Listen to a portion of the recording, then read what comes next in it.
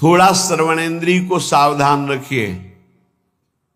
हमारी एक एक इंद्री भगवदाकार हो, सुनना बंद कीजिए प्रपंच की बातें। कान से केवल वृंदावन प्रिया प्रीतम भगवत चर्चा आदि। अगर आप गृहस्थ हैं, व्यवहार में है, तो उचित बात सुनिए, फिर राधा राधा। ना किसी की निंदा करिए, ना किसी की निंदा सुनिए। बहुत बढ़िया श्रवणेंद्री हो जाएगी। रसन रसेंद्री, महत्पुरुषों की रहनी में हमारी दृष्टि कभी दूषित न हो जाए कि ये ऐसा। अपने को क्या करना है, अपनी रसेंद्री को देखना है। हम क्या करते हैं, सत्संग सुनकर दूसरों पर प्रयोग करने लगते हैं।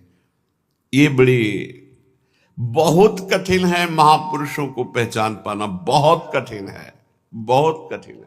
श्री जी कृपा करते हैं तभी परिचय, सोई जाने जे देव जनाई, जानत तुम्हें तुम्हें हो जाए। बहुत बहुत कठिन है। इसलिए कह रहा हूं कि संग किया बड़े बड़े ज्ञानी ब्रह्मबोध महापुरुषों का, और बड़ी ऊंचाई में बड़ी कृपा हुई। ज्ञान की सबसे बड़ी ऊंचाई ब्रह्मबोध, और प्रेम की सबसे बड़ी ऊंचाई सहचरी भाव। दोनों जगह के महापुरुषों का हरि की कृपा से, शिव की कृपा से ये संयोग बैठा। रसन रसेंद्री केवल श्री जी के प्रसाद की अनन्य होनी चाहिए। बस ये महापुरुषों में देखा है, केवल श्री जी को भोग लगाओ बस। कई बार देखा है गुरुदेव भगवान को, जिससे ऐसे कोई महत्पुरुष प्रसाद है, सब कभी नहीं देखा। महाराज ऐसे रखते तो कभी नहीं। रसिक अनन्य, लाडली जू के अनन्य, बस न लाज तीन लोकन की, न वेद को कहो करे। जाके बल में सब सो तोरी, लोक वेद कुल काली। बड़ा अनन्य स्वरूप। एक अन्य मार्ग के अवलंबी है, लाडली कुंज में महापुरुषों से शिक्षा मिलती। प्रत्येक बैठे रहे, महाराज जी संभाषण तो करते ही नहीं थे। जहां कोई आता तो कहते पद सुनाओ, पद सुनाना शुरू कर। जब वो जाने लगे तो ऐसे महाराज जी से किया। महाराज जी 2 कदम पीछे हट गए। अयोग्य हूं शब्द थे, अयोग्य हूं। नहीं नहीं, आपका हमारा सौभाग्य होगा। फिर हटे, नहीं अयोग्य हूं।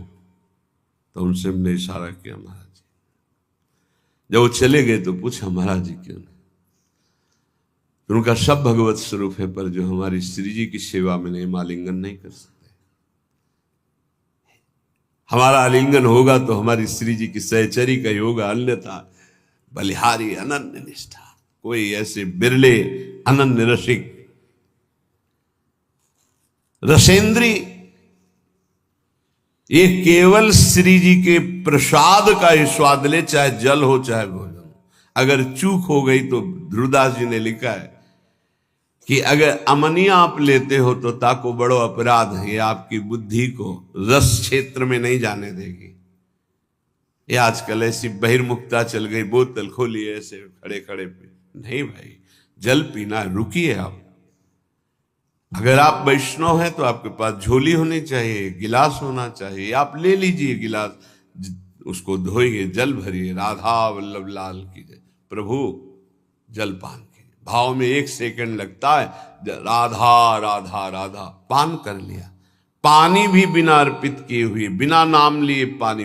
अपनी तो पद्धति है कि जब भोजन के लिए बैठते हैं तो पहले नाम कीर्तन होता है, फिर आचार्य गुरुजनों की जयकारा होती है, तब प्रसाद पाया जाता है। चलो आप लोग गृहस्थ हैं, इतना समय नहीं है, तो एक बार तो बोल दीजिए राधा वल्लभ लाल की जय और भगवद अर्पित कीजिए, फिर पाइए। अगर आप ऐसे प्रसाद पाएंगे तो आपकी रसेंद्री सार्थक हो जाएगी। नहीं, फंसाए है रसेंद्री।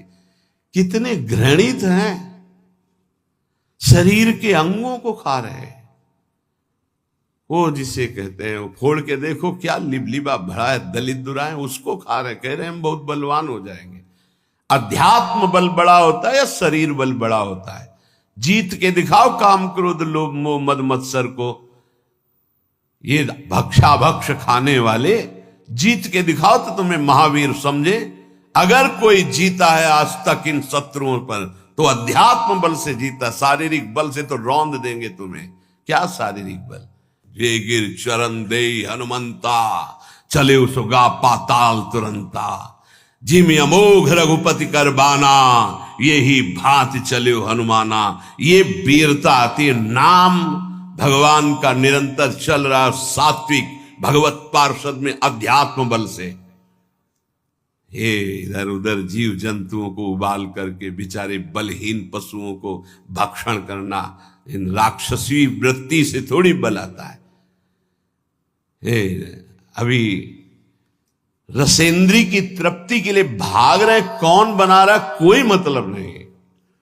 होश में रसेंद्री को शासन में नहीं रखोगे, भजन नहीं होने वाला। इधर उधर के भोजन पाओगे, भजन नहीं। बहुत कीमती मनुष्य जीवन में भगवत साक्षात्कार कर लो। सत्संग हो रहा केवल अध्यात्म के लिए, मनोरंजन की कथाएं नहीं है। इंद्रियों को संयम में रखिए, बचिए ऐसे आहार से जिसको तुम जानते नहीं, परिचय नहीं है तुम्हारा। बनाने वाला कौन है जिसको पता नहीं। बहुत सावधान। हमें लगता है कि बहुत जानकारी से, पहले कहा जाता था पानी पियो छान के, गुरु करो जान के, ऐसे कहा। हमें अब लगता है उल्टा करना चाहिए। गुरु करो छान के, एक एक गुण और गुण की छानबीन करो पूरी, और पानी पियो जान के। कौन है, कहाँ का है, कैसे आचरण का है, कौन सा पानी दे रहा है, कौन से गिलास में दे रहा है, उसी में शराब पिया उसी में पानी दे रहा है। बहुत जानकारी करके। सच्ची मानिए, आज जो भजन में उन्नति नहीं, और उसका कारण खान पान विभाग है। रुचि ही नहीं हो सकती ऐसे अपवित्र भोजन करने वाले को भगवान में। मन मानी तुम खाओ पियो, तुम खूब नाम भगवदाकार वृत्ति चले, ऐसा नहीं हो सकता। सावधान। रसेंद्री को संभालिए खान पान विभाग। अगर आप प्रतिग्रह लेंगे और धनियों की चाटुकारिता करेंगे, रसेंद्री में रहेंगे, तो बांटगिरी करेंगे, भगवत चरणारविंद की भक्ति नहीं होगी। एक बार देखा, भ्रमण करने में मतलब बहुत उपलब्धियां प्राप्त होती हैं। सेठ जी गिरदा लगाए तखत में बैठे मूंगफली खा रहे हैं। प्रवचन करता आके चौकी पे बैठे, उनको सुना रहे हो जी, बीच बीच में खोपड़ी। शास्त्र का अपमान और उसके प्रवचन का अपमान हो रहा है, और ये धनी केवल समझ पा नहीं रहा, इसकी दुर्गति पक्की है। कार्य हो रहा, भागवती दिखाई दे रहा है। अरे उसको ऊंचे पे बैठा, तू नीचे बैठ, हाथ जोड़कर एकाग्रता पूर्वक मौन हो करके इस अमृत का पान कर। लेकिन रजोगुण, धन, ऐश्वर्य, और वो मूर्खतावश समझ नहीं रहा कि केवल लिफाफा 2100 5000 का मिलेगा, और ऐसे आचरण। बहुत सावधान। ये सत्संग है। स्पर्श होता है सुखद दुखद या शरीर भोग, ये त्वगेंद्री का सुख होता है, स्पर्श सुख। उपासक सावधान। स्पर्श सुख में जितने भी कोमल मुलायम वस्त्र हैं, इनको नहीं स्वीकार करना चाहिए जानबूझकर, वैरागी को। और गृहस्थ को अपने अर्थ के अनुसार सात्विक वस्त्र धारण करने चाहिए। विरक्त को ऐसा कोई भी बड़ा कीमती, बड़ा सुखद, जितने से काम चल जाए उतने से पक्का समझो।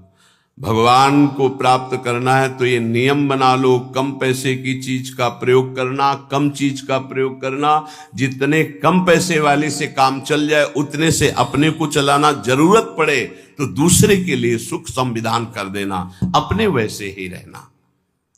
स्पर्श सुख गृहस्थ में धर्म मर्यादा के अनुसार, विरक्त में पूरी लक्ष्मण रेखा के चाहिए।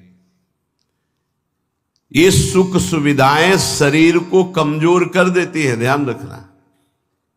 जितना आप सुख सुविधा लोगे उतने कमजोर होते जाओगे। तपती हुई काशी की घाट की चट रात्रि भर तपती थी, उस पे शयन होता। अब नीचे का चला बिछा दिया, लगुटी पहने पड़े, सुबह हुआ गए रस्सी घाट की तरफ को शौच स्नान किया, वही अचला लपेट लिया, विश्वनाथ जी के दर्शन। जितना प्रकृति का सीधा प्रयोग शरीर से सहोगे, तास्ते तक शस्त्र भारत, वही परम पद का अधिकारी होता है। भाई स्पर्श सुख से बहुत कोमल कपड़ा उतार के फेंक, ऐसा कपड़ा पहन जो कम कीमत का हो, जो शरीर में सुखद न लगे, बहुत ही सिद्धों वाली नकल न करे। साधक को शरीराभिमान जब तक नष्ट ना हो जाए तब तक ऐसा कोई वस्त्र, ऐसी बहुत कीमती, हाँ बहुत बढ़िया है। एक साधु के पास एक आर्मी के जवान थे, वो बढ़िया वो लाए थे स्वेटर, तो वो लाए स्वामी जी स्वेटर बहुत बढ़िया है, बोले टांग दिया, तो टांग दिया कुटिया में। दूसरे दिन आए, स्वामी जी स्वेटर कैसा था? बोले बहुत बढ़िया। पहना नहीं? बोले बेटा बहुत बढ़िया, पहने कैसे? वो टांगा बहुत बढ़िया। 2-4 दिन लगातार आए, बोले स्वेटर उतार के ले आए बेटा, है हमारे बस का नहीं, तुम प्रेम से लाए थे इसलिए टांग दिया, हमारे बस का नहीं, हमारे पहनने का नहीं। चंदन का पलंग, चंदन का, संतों के पास ऐसा। राधा चरण दास जी 1, 2, 3, इस तीसरी पीढ़ी, इधर से तीसरी पीढ़ी, जो इस समय पूज्य श्री टटिया स्थान में महाराज जी विराजमान है, उनके बाद एक और उनके बाद जो उनके दर्शन किए, उनके समीप बैठे, उनकी कृपा हुई, श्री राधा चरण दास जी महाराज 2 पलंग लाए थे, एक मोहिनी ठाकुर के लिए। दूसरे दिन आए, सुनना चाहते हैं, जो धनी मानी कुछ देते ना, तो केवल भाटगिरी करवाना चाहते। क्या सुनना? कैसा था महाराज? अरे बहुत बढ़िया, जिंदगी में हमने नहीं से देखा, ऐसा सुनना चाहते हो। क्यों? क्योंकि वो देहाभिमानी जन अपना यश कभी नहीं। साधु महात्मा जो भगवत मार्ग के पथिक हैं, भाटगिरी नहीं करते। आए, दंडोत, जय जय। कैसा रहा पलंग महाराज? चंदन का है? बोले कल बताया था चंदन का है। अभी तो हमारे जो पूर्वाचार्य महांतर हैं, एक एक रात्रि वो शयन करेंगे भाव में, फिर 10 दिन बाद फिर आए। कैसा रहा महाराज? बोले अभी तो रखा, हम तो शयन किया नहीं। राधा चरण दास फिर चले गए, फिर अगले दिन आए। अब तो महाराज शयन कैसा रहा? वो कहलाना चाहते थे, अहो भाग्य, चंदन का पलंग। तो कौरे लाओ, जो सेवक जन, मैदान में डालो, केरोसिन डालो, आगे लगा दे। ऐसा रहा। और कहा दोबारा जो है चटिया स्थान में आप मत आना। राधा चरण दास जी महाराज। क्यों? ये संतों की रहनी। एक बार कोई बहुत बड़ी नृत्यांगना जो है गए, परिचय दिया गया कि ये अमुक हैं, बॉलीवुड में भी और ऐसे यहाँ के भी ऐसे। तो बोले नाचना चाहती हैं। तो बोले जानते हो किनकी सभा है? ये ललिता सखी की सभा है, जहां बिहारी जी नाचते। चल तुम्हारा कौन नाच देखेगा, जा यहां से। ऐसे भगा दिया। जो इस समय संसारी पुरुष जो है ना, साधुओं की भावना को नहीं समझते। यहां जब तक आप नाम जप नहीं करोगे, दैन्य नहीं होगे, तब तक आप श्री जी के सामने गा नहीं सकते। यहां जो गायन बजायन, अगर आप एक पद गा लिए हो ना, तो महारानी जी की बड़ी कृपा है। श्री जी का नाम नहीं, गुण नहीं चल, ये नहीं।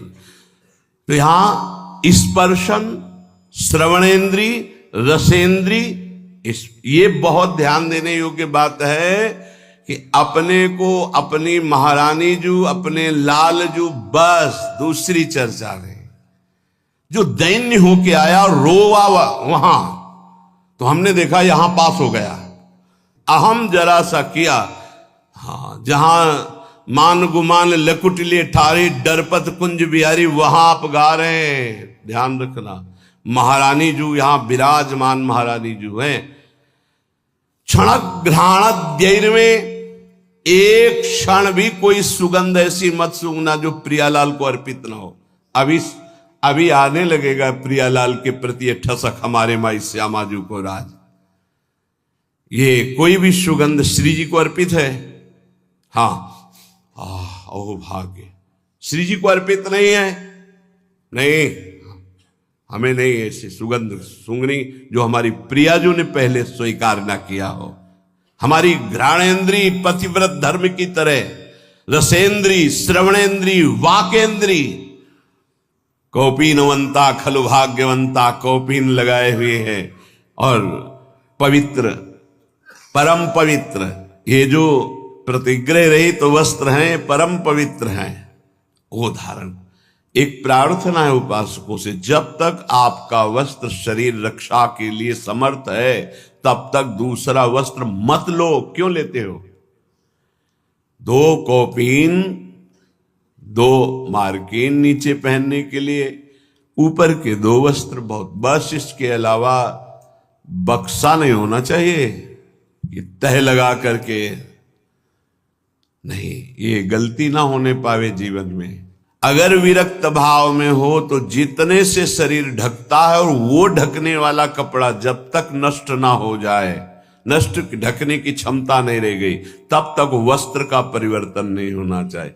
फट गया है तो गांठ मार लो, उससे शरीर ढके रहो। जरूरी थोड़ी कि तुम्हारे पास जो वस्तु तुम्हारे लिए है, नहीं, हम सेवक हैं, हमारे पास वस्तु आई, उसका विस्तार से सबको जिसका अधिकारी उसको दे देते हैं।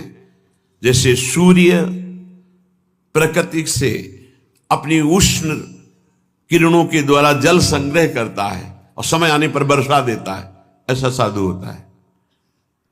जो संग्रह हुआ, जो ऐसे श्रद्धा विश्व दिए, वो उन्हीं में लगा दे। खाओ पियो, मौज करो, कीर्तन करो, मंगल करो, समाज का मंगल हो, स्वयं उसका उपभोग नहीं। ये बिल्कुल रहने को सीख ले वैरागी। गृहस्थ अपने धर्म से कमाए हुए ही वस्त्र का, भोजन का प्रयोग करे, चाहे जिस तीर्थ में जाए, न वहां कोई वस्त्र स्वीकार करे, न वहां कोई सेवा स्वीकार करे, न वहां का भोजन स्वीकार करे। अगर स्वीकार करे भोजन आदि, सेवा आदि, तो उसका अनुपात लगा के कि ये अगर हम बाहर खरीदे तो कितने का मिलेगा, 100 का, तो हम 100 रुपया वहां के ठाकुर जी में रख देते हैं।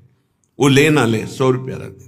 गृहस्थ कभी किसी का नहीं, तो आपका सुकृत, आपका भजन सुरक्षित। विरक्त तो आपका सुकृत, आपका तप, आपका भजन सुरक्षित।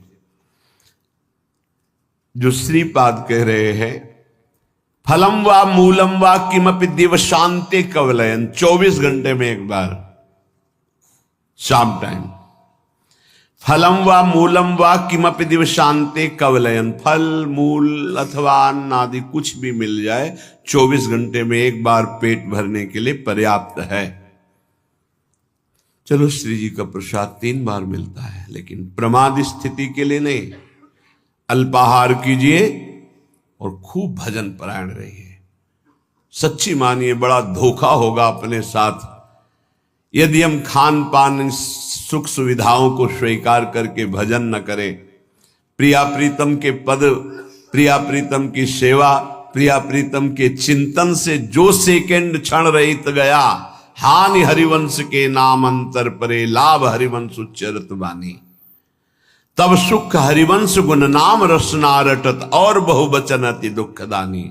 वाणी से निकले तो प्रिया प्रीतम के पद, प्रिया प्रीतम का नाम, प्रिया प्रीतम की बात, नहीं तो और बहुवचन अति दुखदानी। और कुछ बोलोगे फंस जाओगे, माया तुम्हारे चित्त को विक्षेप में डाल देगी।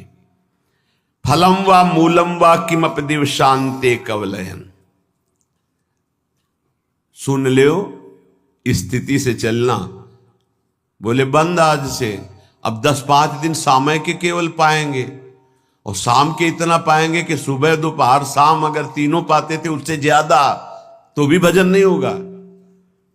ये भी बात समझ लो कि एक बार बैठ गए तो दबा के 3 बार वाला हिसाब पूरा कर लिया, तो अब उसके पचाने में पूरी जीवनी शक्ति लगेगी, भजन में नहीं लगेगी। इस संयम के लिए लिखा है। देखो, जब आपका ब्रह्मचर्य ठीक रहेगा तो ज्यादा मांग अंदर नहीं होती, क्योंकि पर्याप्त शरीर चलाने के लिए महान शक्ति ब्रह्मचर्य का संचय है। तो ज्यादा ये सब खत्म हो जाएगा आगे चल करके। अभी नए अवस्थाएं हैं तो ऐसी भावना हो भी सकती है अच्छे अच्छे पदार्थ खाने की, ऐसा होता है। पर आगे चल करके अगर हृदय से तुम पूछोगे क्या पाना चाहते हो, तो कुछ नहीं, कोई निर्णय ही नहीं निकल पाएगा। जो प्रारब्ध अनुसार भगवत प्रसाद मिल जाए उसे शरीर में डाल लिया। वो बहिर्मुख साधक होता है जिसकी एक रहनी नहीं होती। आज हाथ में करवा है, कल कमंडल है, परसों कुछ नहीं। आज रज लगी हुई है, कल कुछ, ऐसे नहीं। एक रहनी, जीवन भर एक रहनी का पालन करते हैं संत जन। एक रहनी, आपकी रहनी ही आपकी स्थिति का परिचय देती है। चंचल रहनी, आज कुछ कल कुछ, बोल कुछ रहा है, दिखावा कुछ है, आचरण कुछ है, व्यवहार कुछ, ये सब प्रपंच नहीं। बहुत धैर्यपूर्वक एक रहनी में 20 वर्ष चलना चाहिए। ये बहुत ध्यान से सुन ले। आज ऐसे रंग का कपड़ा, कल वैसे रंग का कपड़ा, आज दिगंबर हो रहे हैं, आज लंगोटी केवल लगी है, कल ऐसा, ये सब नहीं। एक रहनी, महापुरुषों की एक रहनी देखी गई है। फिर वो जो स्थिति आती है वो बात अलग होती। स्थिति का नाटक करना और स्थिति आने में बड़ा अंतर होता है। नाटक नाटक ही रहता है, स्थिति स्थिति रहती है। श्रीपाद कह रहे हैं इसे नाटक में ना उतारा जाए, इसे स्थिति में लिया जाए। क्या कह रहे? जरत कंथा में काम दधदपि च कौपीन मनुषम, केवल एक लंगोटी शरीर में है और ऊपर से फटे पुराने कपड़ों को घूरे में से बीन चिनगटा रक्षा कीजे सीतिन, ऐसे बसिए ब्रज बीथिन। जो फेंक दिए गए हैं वस्त्र उनको उठा लिया और उनको गांठ लगा ली गई या सिल लिया गया, उसे कंथा कहते हैं। जो वस्त्र त्याग दिए हैं, जिन पर किसी का अधिकार नहीं है, वो प्रतिग्रह नहीं होता। उसे उठा लिया, यमुना में धो लिया, गांठें लगा ली, शरीर को ढक लिया। पहले ऐसा ही था क्योंकि यहां आधुनिकता नहीं थी। बहुत मुश्किल होता था उदर भरना, वो ब्रजवासियों की टूक से ही होता था। एक शरीर में लंगोटी और जो त्याग दिए गए हैं ऐसे वस्त्रों का संग्रह करके ग्रंथि लगाकर या शिल करके और उसको शरीर में धारण करना। जरत कंथा में काम दधदपि च कौपीन मनुषम, एकमात्र उन पुराने कपड़ों की कंथा जो जोड़कर बनाई गई। और कौपीनवंता खलु भाग्यवंता, भगवान शंकराचार्य जी ने भी कहा है। एक कौपीन केवल शरीर में, कौपीनवंता खलु भाग्य, दिखावे के लिए ना करे, प्रार्थना करते हैं। क्योंकि वैराग्य की बात सुन करके तत्काल वैराग्य धारण करना और फिर 4 दिन के बाद बदल जाना, ये ठीक नहीं होता। बहुत सोच समझ करके एक रहनी पकड़े, जो गुरु प्रदत्त रहनी है वैसे ही आजीवन निर्वाह करें। अगर एक रहने में नहीं रहोगे तो स्थिति नहीं आएगी। कभी सब कपड़े उतार दिए, कभी ऐसा पहन लिया, कभी टाट लगा लिया, कभी लंगोटी केवल है, कभी ये सब नहीं। एक रहनी गुरु प्रदत्त, गुरु ने आपको क्या दिया वैसे ही। जैसे एक रहनी में हमने देखा है बड़े महापुरुषों को। स्वामी श्री अनंग बोधाश्रम जी महाराज का सन्यास हुआ तो सन्यास होता है दिगंबर करके, कोई वस्त्र शरीर में नहीं। गंगा जी में इतना बड़ा ही करुण प्रसंग होता है उस समय। इतना गंगा जी में खड़े करके गुरु पूछते हैं तुम्हारा कौन, ऐसे वो खड़ा होता है सन्यास, नारायण के सिवा कोई नहीं। 3 बार नारायण के सिवा कोई नहीं। फिर धिक्कार है यदि नारायण के सिवा किसी को स्वीकार करे। जब 1, 2, 3 बार गुरु के सामने कह दिया भगवान के सिवा कोई नहीं, निकलो बाहर। फिर उनको सन्यास पद्धति, फिर कहते हैं कौपीन। तो उनका गुरु जी एक बार उतरा दिया आपने, अपनी वैष्णव पद्धति में ऐसा नहीं, सन्यास पद्धति में। तो उनका लोक व्यवहार के, वो लोक कहां रह गया प्रभु? आपने जब कहा नारायण के सिवा कोई नहीं, तो अब मेरा लोक खत्म हो चुका है। ठीक है, तो चलो आश्रम। प्रभु आश्रम कैसा? सन्यास जब दे दिया तो जहां दिया यहीं आजीवन निर्वाह करूंगा। तो गंगा की रेती में आजीवन स्वामी अनंग बोधाश्रम जी, आजीवन वैसे ही दिगंबर, प्रकृति का सीधा वार सहना। गंगा जी बढ़ रही तो ऊपर रेती में, गंगा जी घट रही तो रेती में, बस ना बोलना ना मांगना। धन्य है ऐसे महापुरुषों का जीवन। बड़ी अद्भुत प्रभाव शक्ति जागृत हो गई थी।